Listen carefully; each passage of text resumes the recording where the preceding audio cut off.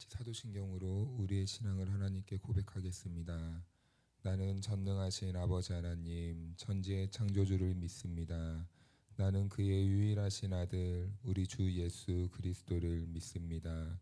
그는 성령으로 잉태되어 동정녀 마리아에게서 나시고 본디오 빌라도에게 고난을 받아 십자가에 못 박혀 죽으시고 장사된 지 사흘 만에 죽은 자 가운데서 다시 살아나셨으며 하늘에 오르시어 전능하신 아버지 하나님 우편에 앉아 계시다가 거기로부터 살아있는 자와 죽은 자를 심판하러 오십니다.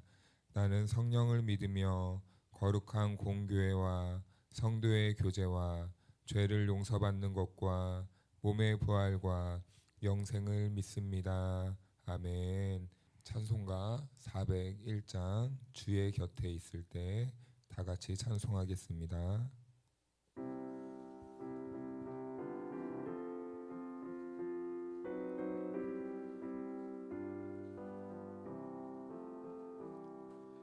주의 곁에 있을 때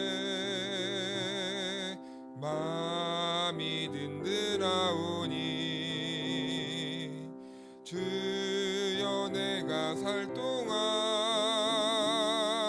인도하여 주소서. 주여 주여 나를 인도하소서. 바른 세상 살 동안 주여 인도하소서.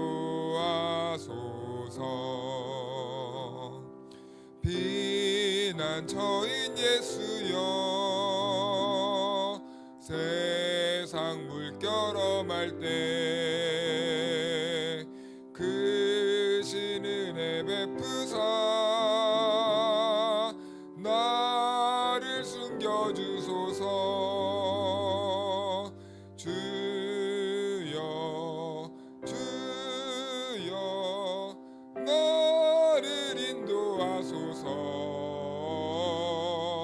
바른 세상 살 동안 주여 인도하소서. 세상 풍파진 않은 영화로운 나라와 눈물 없는 곳으로 들어가게 하소서. 주여 주여 나를 인도하소서. 바른 세상 살 동안 주여 인도하소서.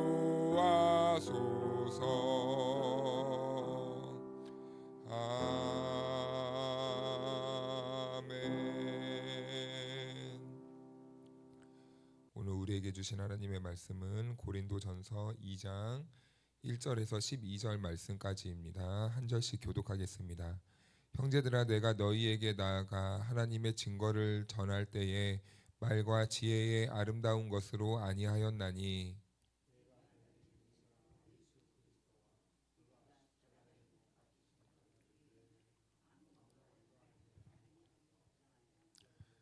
내가 너희 가운데 거할 때에 약하고 두려워하고 심히 떨었노라.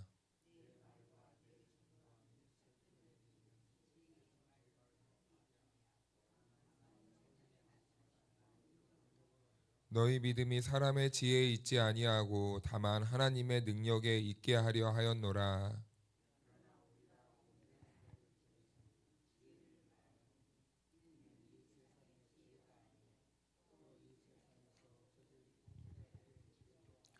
오직 은밀한 가운데 있는 하나님의 지혜를 말하는 것으로서 곧 감추어졌던 것인데 하나님이 우리의 영광을 위하여 만세전에 미리 정하신 것이라.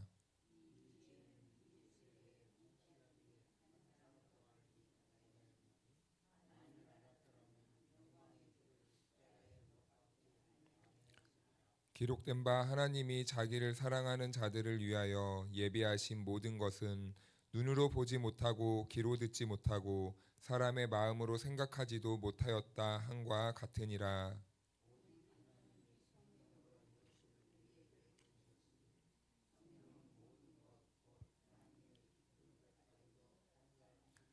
사람의 일을 사람의 속에 있는 영 외에 누가 알리요? 이와 같이 하나님의 일도 하나님의 영 외에는 아무도 알지 못하느니라. 우리가 세상의 영을 받지 아니하고 오직 하나님으로부터 온 영을 받았으니 이는 우리로 하여금 하나님께서 우리에게 은혜로 주신 것들을 알게 하려 하심이라. 아멘. 할렐루야. 네, 하나님의 은혜와 평강이 우리 모두에게 함께하기를 축복합니다. 네, 오늘 이 말씀 본문을 중심으로 오늘과 내일 성령에 대해서 간략하게 한번 나눠보고자 하는데요.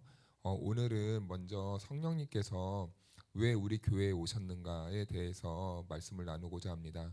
하나님께서는 왜 우리 성도들에게 예수 그리스도를 부활 승천시키시고 성령을 이 땅에 보내주셨는지, 네, 12절 말씀을 보면요, 분명하게 이렇게 말씀을 하는데요. 우리가 세상의 영을 받지 아니하고 오직 하나님으로부터 온 영을 받았으니 이는 우리로 하여금 하나님께서 우리에게 은혜로 주신 것들을 알게 하려 하심이라. 아멘. 마지막에 보니까 우리에게 은혜로 주신 것들을 알게 하려 하심이라 이렇게 말씀을 하십니다. 우리가 신앙생활을 할 때 약간 좀 혼란을 겪고 어려움을 겪는 순간이 언제냐면 성령님에 대해서 오해할 때에 우리의 신앙이 잠시 혼란을 겪을 때가 있습니다. 그래서 성령님을 어떤 사람들은 단순히 우리의 감정을 위로하거나 우리에게 큰 힘을 주시거나 능력을 주시거나 어떤 대단한 은사를 주시는 이 정도의 힘과 에너지 이 정도의 성령님으로 이해할 때가 있는데요. 물론 틀린 말은 아니지만 이렇게만 이해할 때 우리의 신앙이 균형을 잃고 한쪽으로 쏠리게 되는 그런 경향을 보이게 됩니다. 그래서 교회 오면은 감정적인 것만 계속 구하게 되고 내 마음만 계속 어루만져주지 않으면은 성령님이 임하지 않은 것이고, 그리고 어떨 때는 나에게 어떠한 특별한 은사가 드러나지 않으면은 성령님이 나에겐 아직 오시지 않았어라고 이렇게 오해하게 되는 경우가 있는 거예요. 그러나 하나님께서 성령님을 보내주신 이유는 그러한 것들만을 우리들에게 경험시키려고 보내주신 분은 아니다라는 겁니다. 어떤 감정적인 체험이나 특별한 능력을 주시기 위해서만 오신 것은 아니다는 겁니다. 성령님께서는 성도들에게 하나님께서 이미 우리들에게 주신 것을 그 은혜로 주신 것들을 알게 하기 위해서 오늘 오셨다고 12절 말씀에서는 말씀하고 있는 거예요. 하나님께서 우리에게 은혜로 주신 것들을 알게 하려 하심이라. 이 목적을 가지고 성령님께서는 오늘 교회와 성도들에게 오셨다라는 겁니다. 그래서 바울은 오늘 본문에서 아주 단호한 전제를 제시하는데요. 인간은 스스로가 하나님이 하시는 일에 대해서 알 수가 없다라는 거예요. 인간이 아무리 하나님에 대해서 알고 싶어도 인간 스스로의 힘으로는 하나님을 알 수 없는 그 능력이 없다는 겁니다. 그래서 우리 11절 말씀을 다 같이 한번 읽어볼까요? 시작.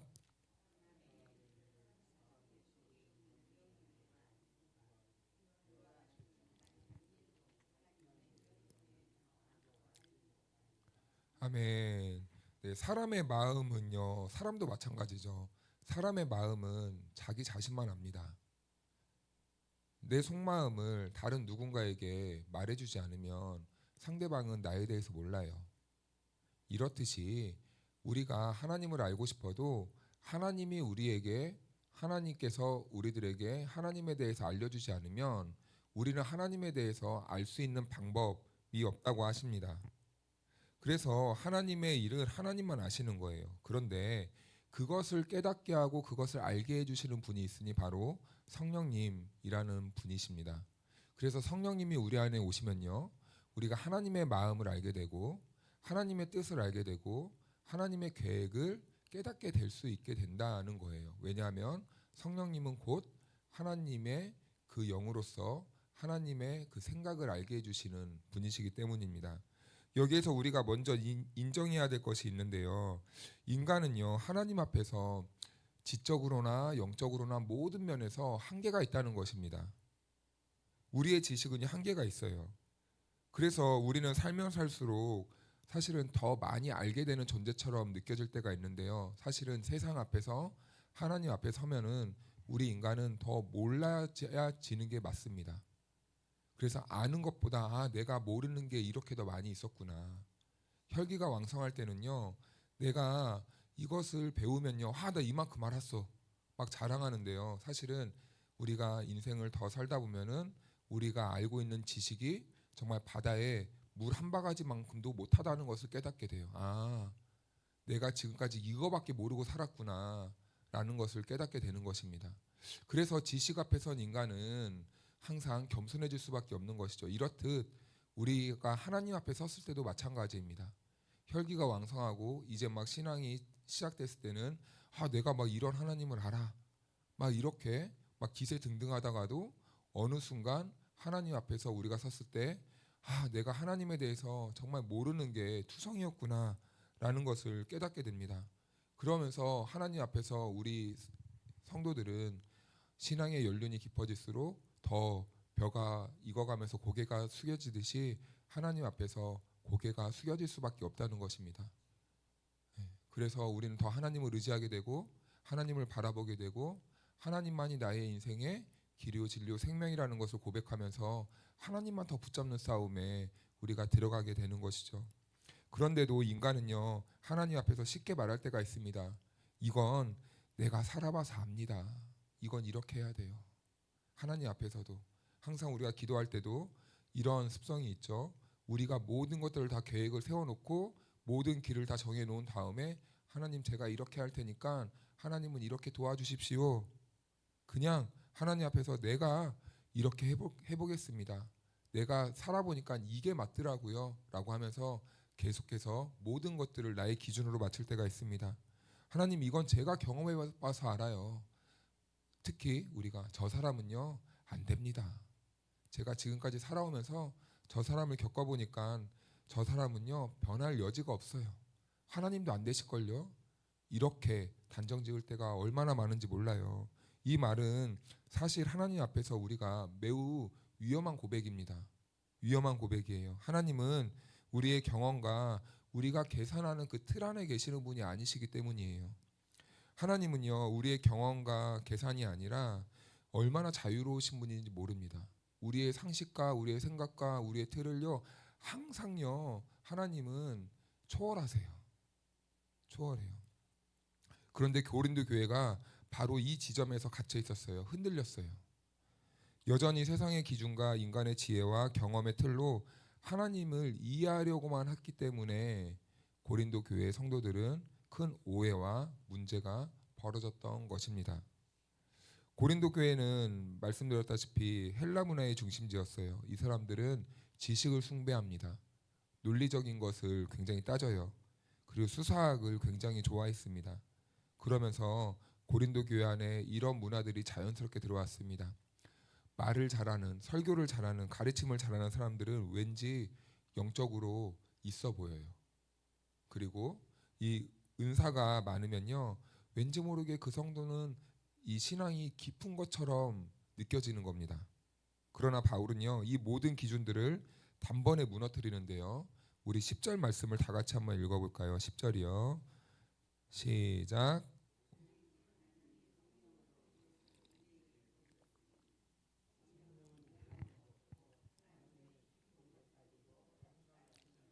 아멘. 여기에 보니까 매우 중요한 단어가 하나 보이는데요. 성령님은 우리를 보게 하신다, 보이셨다라는 겁니다. 성령님은요, 그래서 우리들에게 뭐 어떤 새로운 뭐 신비로운 것을 가르쳐 주시는 분이 아닙니다. 우리가 여기서 착각하면 안 돼요. 우리가 성령 충만하면은 막 우리가 알지 못했던 것을 막 깨닫게 되고 막 보게 하고 뭐 나만 아는 다른 사람들은 모르고 나만 아는 특별한 것들을 경험한다 이렇게 오해할 때가 있는데요. 사실은 성령님이 우리들에게 오셔서 하시는 일은 오늘 바울의 이 말을 통해서 보면은 보이신다라는 거예요. 보이신다.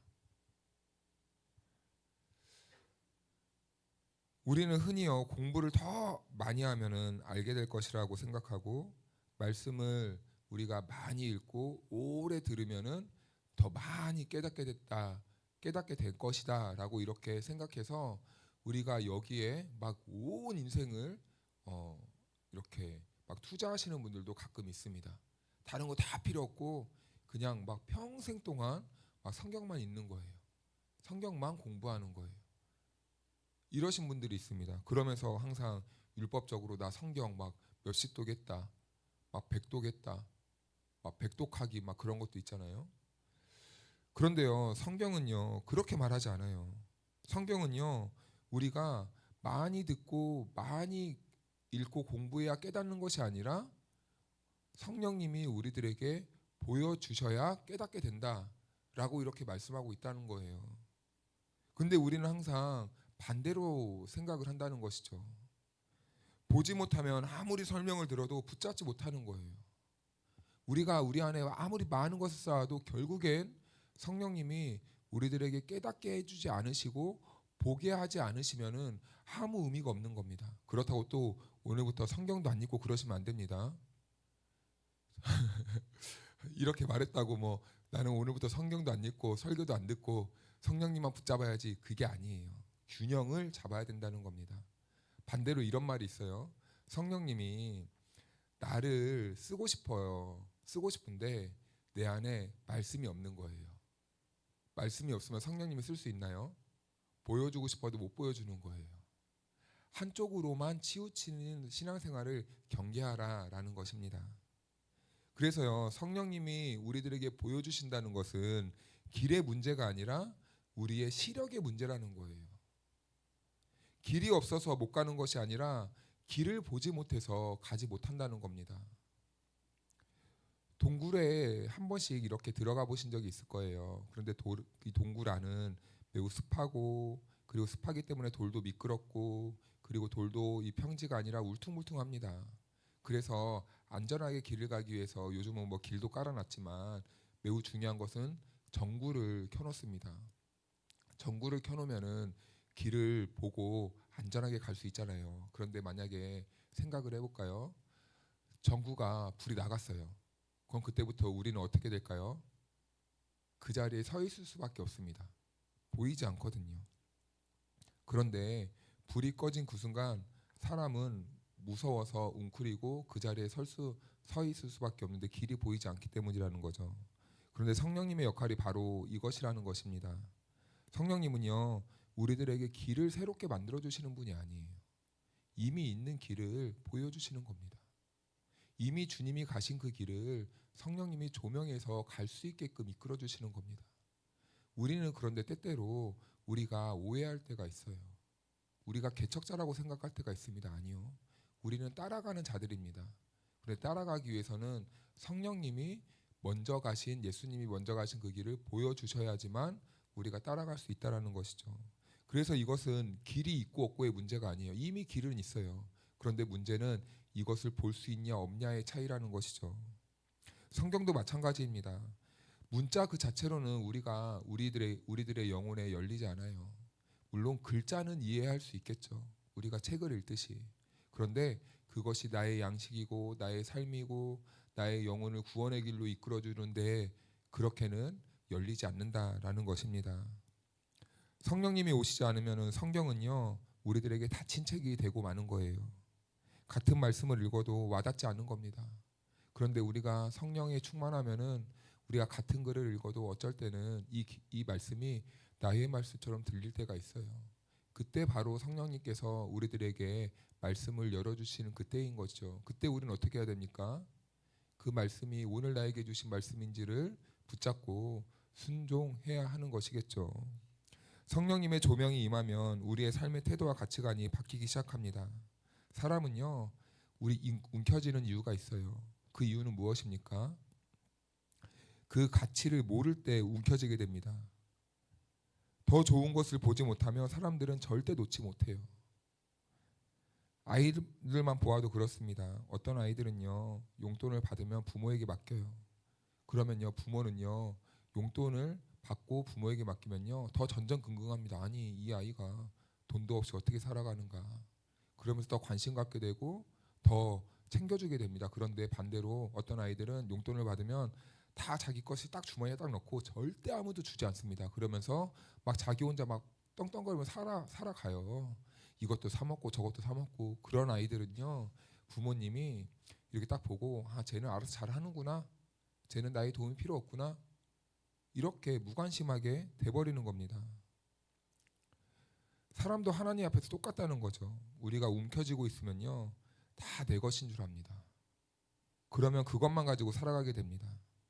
그러나 하나님께 맡기면요, 하나님이 우리의 삶을 더 돌아봐 주시고 우리를 더 안전한 길로 챙겨주시고자 하시는 분이 하나님이시라는 거죠. 그런데 문제는 바로 이것이죠. 사람이요, 놓으라고 말하면요, 절대 놓지 못합니다. 왠지 아십니까? 왜 놓으라고 하면 놓지 못하는지 아십니까? 왜 우리 성도들에게 이 세상의 것을 놓으라고 하지만 놓지 못하는 이유가 무엇인지 아십니까? 여러 가지 이유가 있겠지만 대부분은 더 좋은 것을 아직 경험하거나 보지 못했기 때문이죠. 더 좋은 것을 보아야 되는데 더 좋은 것을 보지 못하니까 내 손에 있는 것이 최고라 생각하고 그것만 꼭 붙잡고 있는 겁니다. 그래서 하나님은 성령님을 우리들에게 보내주신 거예요. 우리가 이 세상의 가치를 놓지 못하고 있으니 성령님을 보내주셔서 더 좋은 가치, 더 좋은 길을 우리들에게 보여주시는 겁니다. 우리가 그 가치를 발견하고 보게 되는 순간 이전에 붙잡고 있던 것들을 자연스럽게 힘을 잃게 되고 우리 손에서 떠나보낼 수 있게 되는 것이죠. 어저께 마태복음에서 그 밭에 감추인 보화를 제가 간략하게 말씀드렸습니다. 그 밭에 감추인 보화를 발견하게 된 종은 어떨 때 자기에게 있는 모든 것을 다 팔 수 있었습니까? 밭에 그것보다 훨씬 더 좋은 보화가 있다는 것을 발견하게 되는 순간 내가 가진 모든 것들을 다 팔 수 있는 그런 용기와 결단이 생기게 되었어요. 그런데 그 보화를 발견한 사람은 매일매일 그 밭에서 일을 했습니다. 그런데 어느 순간 눈이 열리자 그 보화를 발견하게 된 것이죠. 사랑하는 성도 여러분, 신앙의 문제는요, 대부분 능력의 문제가 아니에요. 나에게 능력이 있고 없고의 문제가 아닙니다. 대부분 시력의 문제입니다. 우리가 안 바뀌는 이유도 우리의 의지가 약해서가 아닙니다. 우리가 아직 정확하게 보지 못했기 때문입니다. 그래서 하나님은 우리를 먼저 고치려고 하시는 분이 아니에요. 우리들을 뜯어 고치는 분이 아닙니다. 너네들 지금 이 길로 가고 있잖아. 내가 더 좋은 길을 보여줄게. 그 길을 보여주시는 거예요. 그래서 우리는 오해하면 안 됩니다. 우리는 우리의 삶에 뭔가 문제가 있기 때문에 이렇다라고 생각할 때가 있는데 아니에요. 어쩌면 우리가 더 좋은 길을 발견하지 못했을 수도 있다는 것입니다. 그래서 성령님은 우리들에게 오셔야만 하는 거예요. 예수님이 걸어가신 그 길을 우리들에게 보여주시기 위함이죠. 그래서 성도들에게 그 길을 따라오라. 더 좋은 길이다. 그 길은 우리가 볼 때는 비록 좁고 협착한 길처럼 보이지만 그 길 끝에 구원이 있고 생명이 있고 영생이 있다라는 것을 우리들에게 알려주고자 하시는 분이시죠. 그래서 성령님께서 우리의 눈을 여시면요, 우리는 더 이상 움켜쥐지 않아도 됩니다. 더 이상 우리의 계산과 두려움 속에서 염려하지 않고 살아도 되는 것이죠. 우리가 보게 될 때 내려놓게 되고 우리가 내려놓게 될 때 우리는 자유함을 얻을 수 있게 되는 것입니다. 그리고 우리가 자유해지면은 그때부터는 우리는 이 세상의 염려와 근심이 아니라 우리가 가야만 하는 그 영생의 길을 우리가 기쁨과 즐거움으로 주님이 계신 곳으로 따라갈 수 있는 것이죠. 사랑하는 성도 여러분, 성령님께서 오늘 저와 여러분들에게 그 좋은 길을 보여주시기 위해 이 땅에 우리에게 성령님을 보내주셨다고 말씀하고 있습니다. 성령님을 붙잡고 성령님을 따라가는 삶은 우리가 때때로 힘들다라고 여겨질 수도 있는데 사실은 그렇지 않습니다. 그 길 끝에는 우리가 영원한 생명을 얻는 구원이 있다고 말씀하십니다. 사랑하는 여러분, 오늘 우리가 기도할 때 이렇게 짤막하게 기도했으면 좋겠습니다. 성령님, 나의 눈을 열어주셔서 우리가 그 영생이 있는 곳을 바라보며 신앙생활할 수 있도록 도와주십시오. 이렇게 몇 마디라도 짧게 기도한다면 성령님께서 오늘 저와 여러분들의 눈과 지성을 열어주시고 우리가 가야 될 길을 밝히 보여주실 줄로 믿습니다. 오늘 그 은혜가 저와 여러분 모두에게 함께하기를 주님의 이름으로 축원하고 축복합니다. 기도하겠습니다. 하나님, 오늘 이 새벽에 주님을 찾으며 나온 우리 성도 한 사람 한 사람을 주님께서 기쁘게 받아주시는 줄로 믿습니다. 피곤한 몸으로 각자의 사정을 안고 이 자리에 나온 우리의 걸음을 주님께서 헛되이 여기지 않으심을 감사합니다. 성령님, 오늘 하루를 살아가며 우리가 무엇을 붙들어야 하고 무엇을 내려놓아야 할지 분별할 수 있는 지혜를 허락하여 주옵시고 주님께서 기뻐하시는 삶을 살아가는 우리들의 삶이 될 수 있도록 한 걸음 한 걸음 인도하여 주옵소서. 이 새벽에 기도하는 성도들의 삶의 자리마다 주님의 평안을 더하여 주시고 일터와 가정과 관계 속에서 이미 주신 은혜를 누리고 맛보는 우리의 삶이 되게 인도하여 주옵소서. 무슨 일이 있든지 지치지 않게 하시고 어떤 문제 앞에서 조급하지 않게 하시며 오늘 하루를 오직 믿음으로 걸어갈 힘을 넉넉하게 부어 주옵소서. 이 모든 말씀 예수님의 이름으로 기도하옵나이다. 아멘.